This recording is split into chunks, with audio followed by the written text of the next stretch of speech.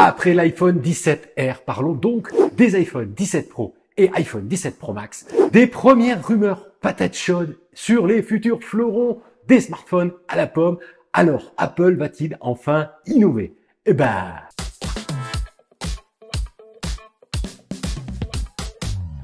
Salut à tous, c'est Giga Content, j'espère que vous allez bien, j'espère que tu vas bien. Si tu es nouveau sur ma chaîne, sois le bienvenu. Si vous aimez les rumeurs sérieuses sur les futurs iPhones, vous êtes au bon endroit. Après avoir parlé dans une précédente vidéo d'un éventuel iPhone 17R, revenons au grand classique. Je veux bien sûr parler des futurs iPhone 17 Pro et 17 Pro Max, les plus bien, les plus nuls. Je n'oublie pas l'iPhone 16 Pro Max. Je vous prépare un test complet après un mois d'utilisation. Je vous rappelle que je loue mon iPhone chez Nextmobile. Tout est dans la description avec un code promo sympa rien que pour toi. Et dans cette vidéo, on va parler sérieux, ou plutôt je vais évoquer avec vous des rumeurs de pro. Je sais que certains d'entre vous pensent que c'est...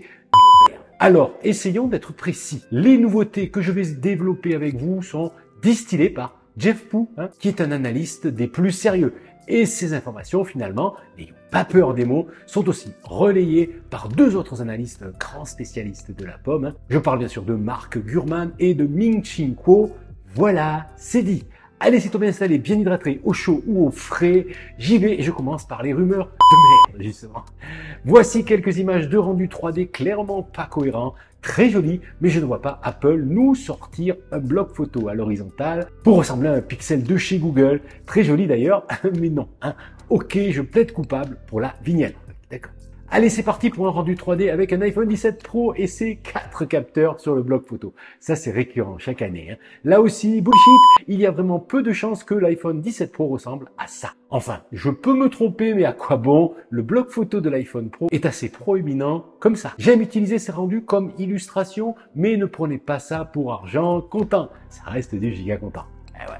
Bref, on est parti pour quelques nouveautés à prévoir pour 2025. Sur les iPhone 17 Pro, je vous cause le design un peu plus tard. Allez, Apple pourrait faire progresser le niveau de qualité de l'appareil photo selfie justement avec l'arrivée d'un nouveau capteur de 24 millions de pixels contre 12 millions de pixels sur les générations d'iPhone précédentes. Cela promet un meilleur piqué, comme on dit, mais aussi de meilleures performances en basse lumière. On continue avec un bloc photo arrière qui pourrait lui aussi progresser, disons, s'uniformiser pour être précis. Apple proposerait a priori donc 3 capteurs de la même définition, à savoir 48 millions de pixels sur le grand angle et le super grand angle. Ça, c'est déjà le cas depuis l'iPhone 16 Pro, mais aussi sur le capteur zoom x5, actuellement bloqué à 12 millions de pixels sur les iPhone 15 et les iPhone 16 Pro.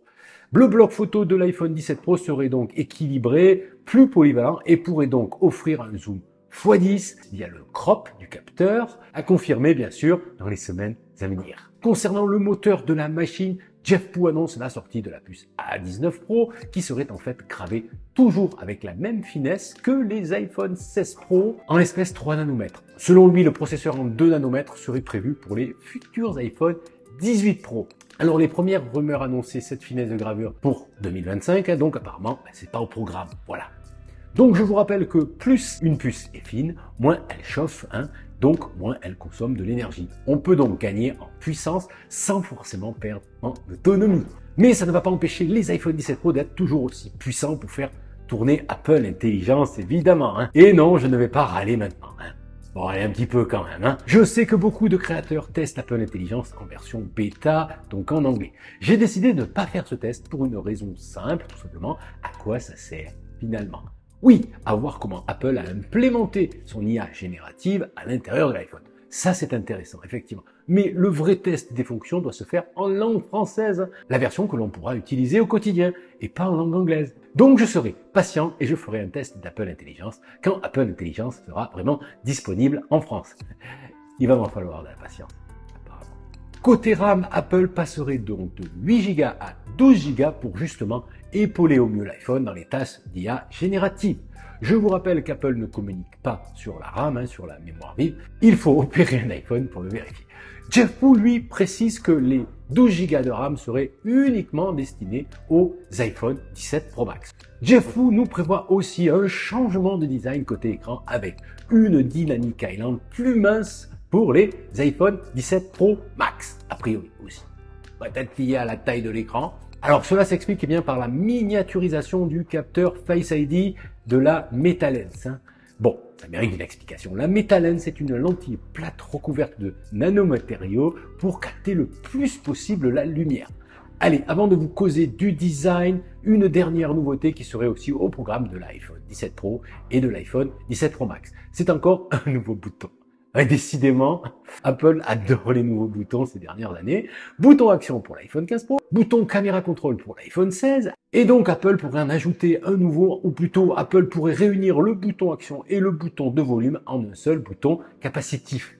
Je ne suis déjà pas fan de bouton caméra contrôle, mais bon, Apple a décidé d'innover par le bouton. Nous verrons si c'est intéressant. Voilà pour les premières nouveautés, ou plutôt rumeurs patate chaude. Ah oui, le design de l'iPhone 17 Pro va-t-il évoluer? Car depuis les premiers modèles Pro, c'est-à-dire l'iPhone 11, c'est pas une révolution quand même, ça a évolué très doucement. Alors, est-ce que Apple va tenter enfin de revoir sa copie? Ou alors, Apple partirait sur une autre stratégie, un peu différente? On ne change pas une équipe qui gagne, enfin on garde l'iPhone 17, l'iPhone 17 Pro et l'iPhone 17 Pro Max, sans changement majeur en termes de form factor, et on sort un iPhone 17R à la place du modèle Plus, avec une nouvelle proposition, ni standard, ni Pro, juste R, ultra fin. Je suis curieux de savoir ce que vous en pensez, les amis, dans les commentaires, vous êtes chez vous. Voilà pour cette première vidéo rumeur sur les iPhone 17 Pro, et ce ne sera pas la dernière. Si vous avez aimé, pensez au pouce bleu bien sûr, et pensez aussi à vous abonner pour suivre l'actualité d'Apple, et plus encore. En attendant, vous retrouvez plein d'autres infos dans mes précédentes vidéos, la playlist apparaît juste ici. Prenez soin de vous, résistez quand même à la nouveauté, à demain ou à plus tard. Salut!